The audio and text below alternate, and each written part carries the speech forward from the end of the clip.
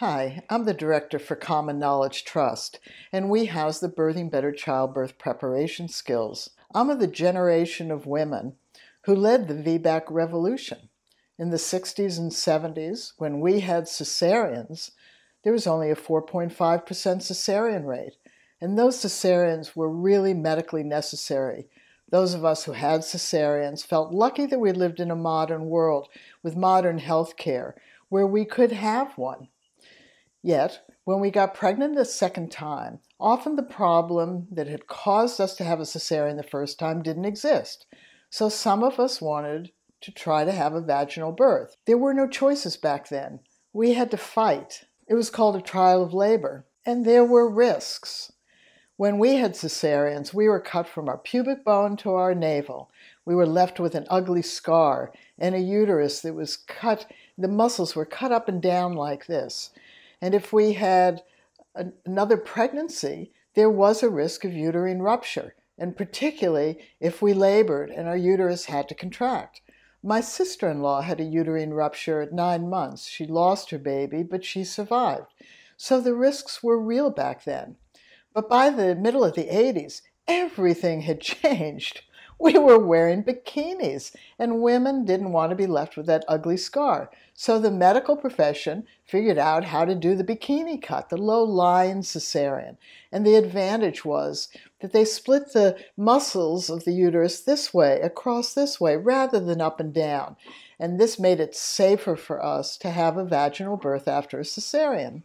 We wanted to stay awake. We wanted our husbands with us. Oh, so many positive changes have occurred since the 1970s when birthing better skills began to develop. But the fact is that there are now more cesareans. 30% of the population is having a cesarean. More women feel that their cesarean was perhaps unnecessary. And so whether you feel you had a medically necessary cesarean or an unplanned one that may not have been medically necessary, you're now seeking a VBAC. And we can help you do that. The birthing better skills began to develop in the early 1970s as more women were seeking to have a vaginal birth after a cesarean.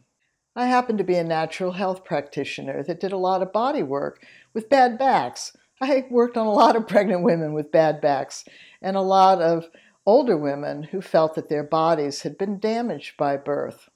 I have no medical background, and the families I worked with who developed these skills were very committed to answering the great question, what is it that we can do for ourselves? And so we began to develop skills.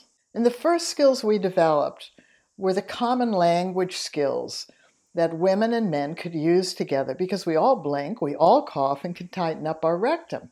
So we learned how to cope with the natural occurring pain of childbirth because back then we were having what was called a trial of labor, and 100% of cesareans were occurring during this period. So we put a lot of emphasis on coping, managing, and being able to stay on top of the natural occurring pain because we knew the medical profession had 2 branches of maternity care. One was to do assessments and monitor and procedures to safeguard the health and well-being of ourselves and our babies. And the second was to prevent the suffering that women had experienced for generations when they couldn't cope with the natural occurring pain, which tells us they lacked skills. So we developed the skills so that we could stay in control and on top of it. And because we shared the same body with our male partners or others, then they could help us really stay in control.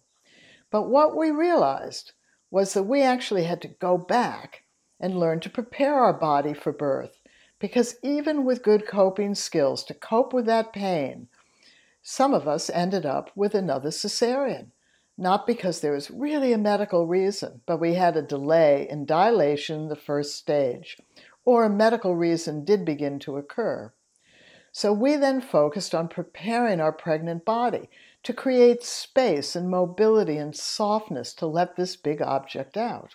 We started at 24 weeks to prepare our pregnant body and learn the birth and birth coaching skills because that was a time when our minds were very clear And we just thoroughly enjoyed it. We were very relaxed in this golden age of pregnancy from 24 weeks to 36 weeks. We had fun, and our family just grew closer together, and our partner got more involved in our pregnancy and more involved in preparing for this trial of labor or this vaginal birth after cesarean.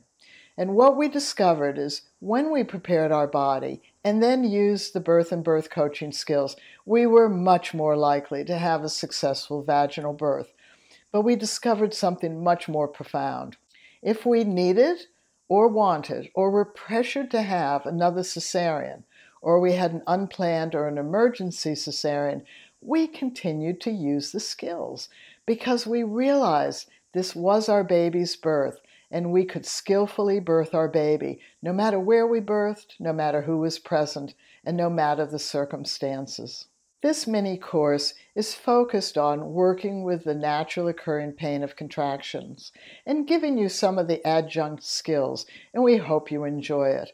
Our charitable trust is absolutely dedicated to growing skilled birthing families, so that they learn to prepare their body for birth and learn the birth and birth coaching skills to use in every type of birth. Every birthing better family birthed better. And we felt empowered by staying in control as we worked through our baby's birth journey. The memory of our skilled births are truly the benefit. So please sign up and start today.